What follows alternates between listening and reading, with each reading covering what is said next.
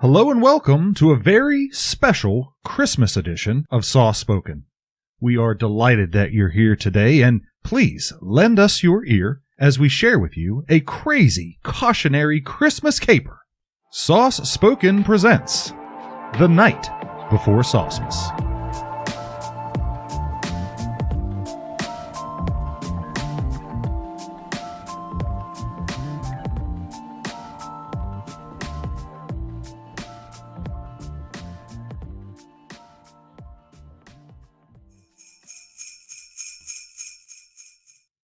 'Twas the night before Christmas, when all through the Nerd Palace not a machine was running, not even 3D printing a phallus.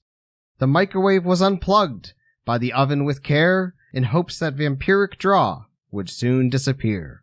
Two thick boys were nestled, all snug in their beds, while visions of viscous vinegar flowed through their heads. And Tori in his kerchief on Instagram had just settled in to his sauna again. When out in the parking lot, there was a loud splatter. Eric sprang from his purple bed to see what was the matter. To the kitchen window, past the fridge, he flew like a flash, past his egg crate fire starters and 3-week-old corned beef hash. Light pollution on the breast of last week's nor'easter snow gave the luster of midday to the objects below.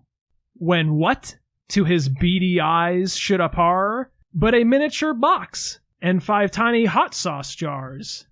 With the Amazon driver so lively and quick, he knew in a moment it must be Sauce Nick. More rapid than post office eagles, his tires they spun, and he whistled and shouted, and to brand names he called upon. Now Heinz, now Tabasco, now BK and Hellman's, on Hooters, on Cholula, on Sir Ken's and Coleman's. So up to the condo top the shouting echoed and grew, with a cargo van full of cardboard, and Sauce Nicholas too. Hours later, with some tinkling, Tori heard on the roof the ranting and raving of some invasive goof. As he drew his blunderbuss and was turning around, down the chimney Sauce Nicholas came with a bound. He was perched on all fours, on his hands and his feet, and his clothes were all damp, covered with booze and sleet. A bundle of jars he had flung on his back, and he looked just like a burglar stuffing his pack. His red eyes, how they gleamed, his pimples like cherries. His nostrils were flared, and inside them was Harry. His drool from his mouth he splattered with show, and the beard of his chin was red and overgrown. The neck of a ghost pepper bottle he held tight in his teeth, and smoke from his ears encircled his head like a wreath. He had a beet-red face and a giant round belly that shook when he interrupted, and he was noticeably smelly. He was a chubby old grump with a slobbering maw, and I, in shock, gasped when in the mirror I saw, with a blink of my eyes and a shake of my head, soon gave me to know I had much to regret. I spoke not a word, but knew I had made much more work. Editing, not drinking, was my task. I felt such a jerk. And in shame I laid my palms on my face. After giving a sullen nod, back to my home I raced. I sprang out the door. Eric and Tori followed with a yell. He's a deeply troubled lad, they said. Oh, what the hell? But they heard him proclaim, ere he ran into the night, Happy Christmas to all, and to all a soft-spoken night. Well, that was quite a tale. I hope that you all enjoyed that. Tonight on Christmas Eve, we wanted to give you guys a special little early Christmas present to look forward to. We are Sauce Spoken. Normally, we are a podcast about your favorite sauces, condiments, and dips. I am your storyteller, Adam, here with my co-storyteller, Tori. How are you doing, Tori? Oh, I'm great. Hey, thanks for waiting on me. I had to fill up my hot cocoa after that gripping story. But yeah, it's a pleasure to be here. Merry Christmas to everyone. Thank you for coming along. And yeah, we're delighted. Thanks. But at any rate, of course, thanks for joining us here today. Along with us are my co-storyteller, Eric. Hello, everyone, and Merry Christmas. Christmas Eve at this Christmas point. Eve, yeah, that's true. It's lovely to be able to be here and to share some of our thoughts with you and give you guys that little story. It was a lot of fun. Yeah, I don't know what you guys have plans for Christmas or traditions-wise or anything. The government just announced that they're all going to be giving us a little bit of a Christmas present in the form of a $600 stimulus check. Can't wait. I'm going to spend it the first way I spend the first time around. Oh, yeah? How's that? Scratch cards. Lottery scratch card tickets. Very good. All of them. Yeah.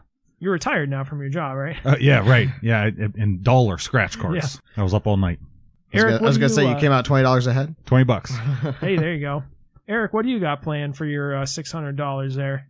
Well, $600 I know could be used by some of my family members who are having a really hard time right now with the way the pandemic had hit for their current jobs. So I might be giving out some extra Christmas money this year. Well, allow me to be first in line in that case. I know you don't need it. I do need it. I had a very rough year. I got a lot of some bills still kicking around from this year. Some unexpected expenses That's popped true. up. Ease is going to go out and buy the new digital cryptocurrency. You guys may have heard of this. I have. Saucecoin. Oh, not that one. No? I know the cryptocurrency Is that has been actually a making new a big push. No, I just made that up. Oh, because I Yeah. mean, I think that there is a way. My girlfriend, I don't know if we mentioned this on the show, but she is a software developer, and I have a little bit of know-how in that realm. Of course you do. There are actually ways that we could go in and create our own cryptocurrency. Let's do it. All in.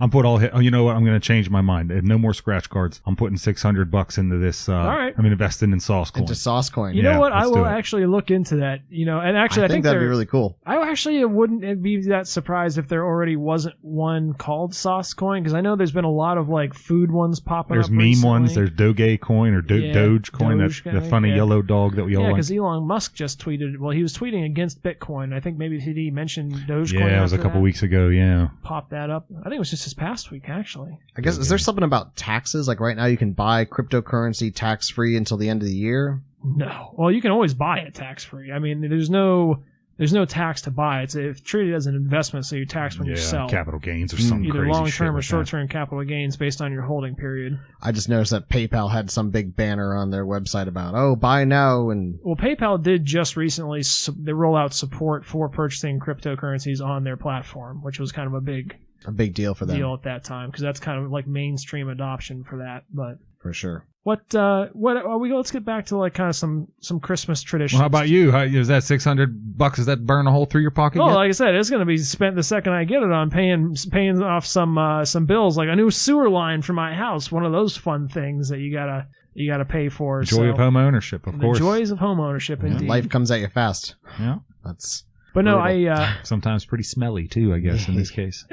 It could have been worse, all things considered. With all, it's got to make it through my already existing smell to get to my nostrils. So Yeah. I got a little barrier around me. Could have been on a really hot, muggy August day. Yeah, Ooh. well, I think it was September, October, whatever. Let's steer away from this. Still It's a mi- painful yeah, memory. Awful. Yeah, still miserable. Eric, do you have any? Does you or your family have any little Christmas traditions you wanted to share with us? absolutely. I imagine most people's Christmas traditions are largely food-based, and so are my family's. Christmas Eve, we always make a pizza from scratch. We always make the dough and assemble and make our deep dish Chicago-style pan pizza. Now, you're lactose intolerant. Is the rest of your family equally burdened in that regard? My dad was a bit lactose intolerant as well, so we have done a lighter. Usually the dough is enough to make 2 large pizzas. Okay. And so we've tended to, in the past, we've done one as like lighter cheese. These days, we just take cheese, like the pills. And how many bathrooms in your parents' house? 3, which is very nice. How many buckets in the garage? A whole stack. Good. They The got the Christmas little hole cut in morning. the top of the lid, all geared up and ready to go. They have extra toilet seats The stapled pool noodle, to them. yeah. The pool noodle. That's a unique one. I hadn't thought about that. But I imagine you cut a slit and put it on right on the I top. got a big brain over here, brother. Very good. Yeah. Well, you were a famous outdoor shitter, so. Oh, of course. Tori, what about you after that conversation? Any traditions or food traditions at your house? Oh boy, my grandmother made sauerkraut balls for many, many years. Yeah. Oh, nice. Yeah, she had a deep fat fryer, so it was inherently easier for her. I used. I don't do them any longer, but I did them in a wok of all things. Yeah, I think we both sampled yours, and I think that kind of turned me on to the idea too. I recently made some of my own just because I can't get the original ones anymore, courtesy of the TG house. But they made an impression on me, certainly. It's all good things, man. It's breakfast sausage, sauerkraut, cream cheese. It's all good stuff. All good stuff. Yeah. How do you bread yours? Just egg wash. Yeah. Egg wash. Okay, that's right. So if I can use panko, I use panko, but I'll use regular breadcrumbs if. I'm a fan of panko as well. Yeah, panko's way that's better. the ones AP you made with panko. I always use panko. To me, I don't know why you would use regular breadcrumbs when panko is an option. Agreed. Well, you could also season up your breadcrumbs to be similar. Ash. Well, the panko is like a bigger crunch. Yeah, it's true. It is bigger. Yeah, it's a bigger particle. Yeah. But on Christmas Eve, what I like doing, this is just a little thing that I like doing, but I'll holler out the front yard the ho ho ho Merry Christmas bit.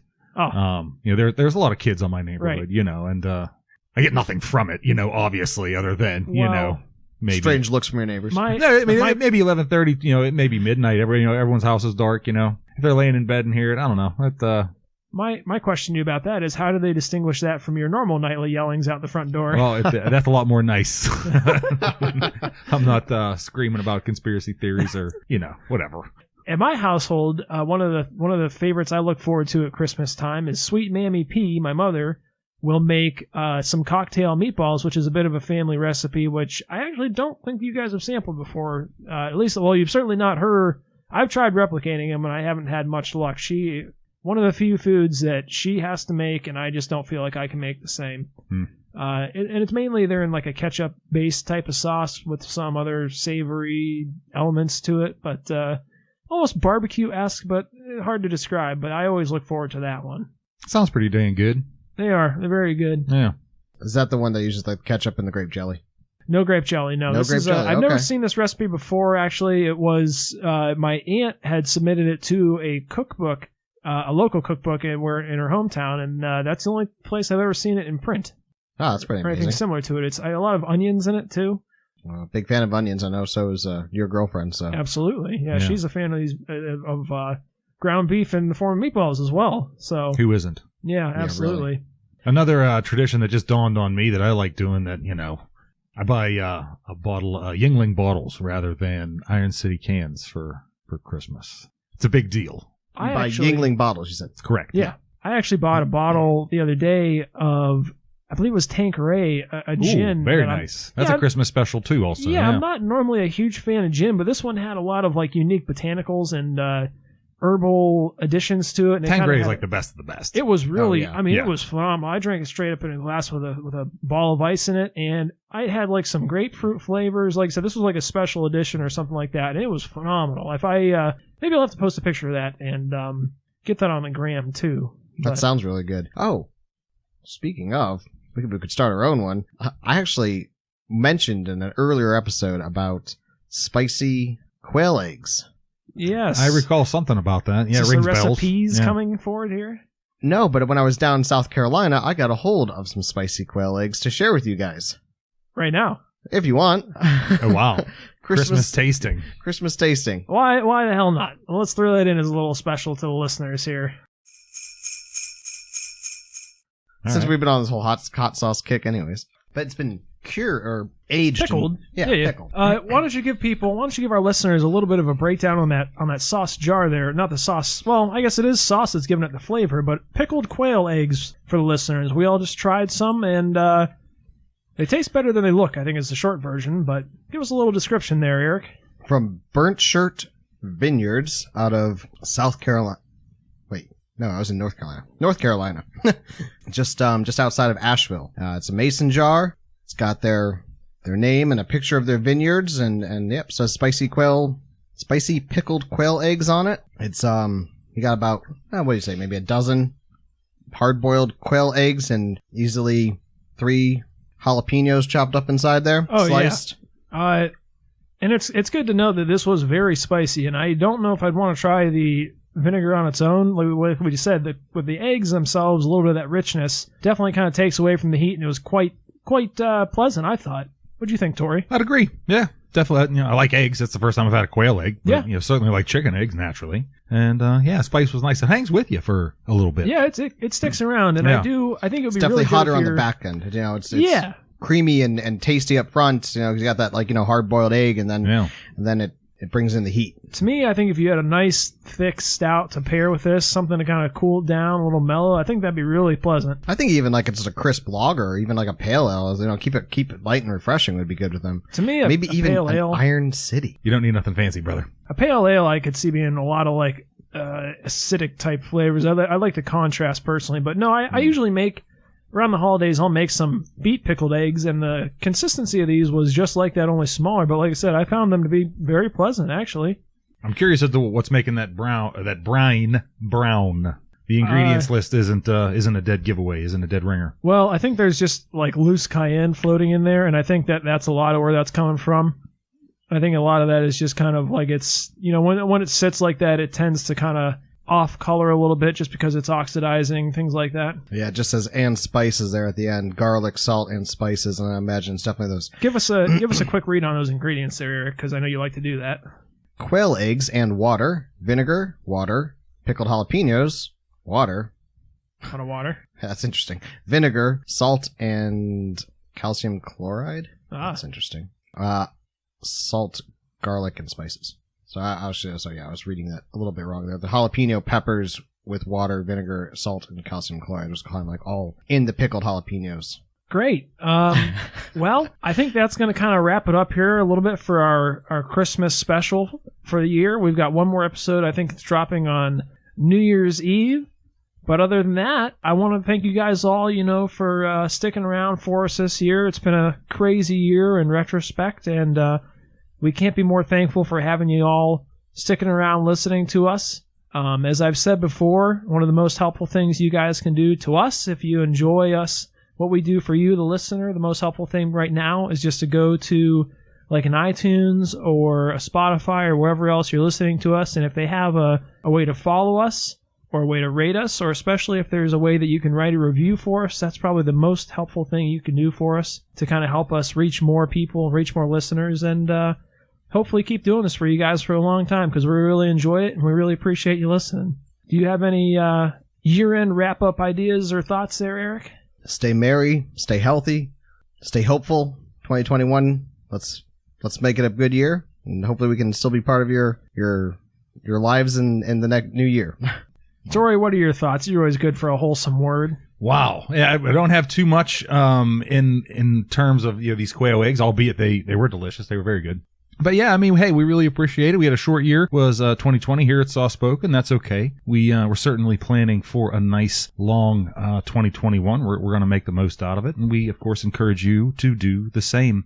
We of course, just want to wish you a very Merry Christmas to you and your family. Of course, stay healthy, stay safe, and really enjoy yourself because you deserve it. Thanks. All right, we'll catch you on the flip side of 2021, and I think if there's one thing we can all drink to, let's hope that it's a hopeful one, full of promise and hopefully a little bit better luck for all of us than we had this year. Merry Christmas. Merry Christmas. And Happy New Year. Merry Christmas, everybody. Hey there, you've now made it to the end of the episode, and we really appreciate you listening all the way to the end. We're available on, we can be reached on... If you do have any comments or suggestions, we can be reached on Gmail, or we can be reached at, we'd really appreciate to hear your comments and suggestions, and we can be reached at softspoken@gmail.com, or feel free to leave us a message on Twitter at spoken, Or say Twitter at Saucemas. Twitter at softspoken. There you go.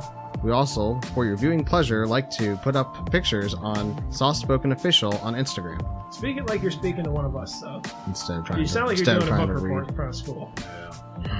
And we also like to post funny pictures on Soft Spoken Official on Instagram. You gotta do a little bit of sign-off, too. We certainly hope you can join us next week for our scheduled podcast. I certainly hope that you'll tune in for us to tune. Starting to get polished up. I can tell in your tone it's getting a little more confident. Okay. No. No. Okay. On email. Oh, no. Gosh. No. I don't know. Trying to just remember. Okay. No. No. Leaving us reviews. No. No. Can't get that. Us. No. Okay. No. No. And lastly, we would love to hear. Thanks again, and we'll be looking forward to hearing from you. Thanks again, and we'll make sure to catch us next week. What was I saying? I said thanks for. This is Sauce Spoken. There you go.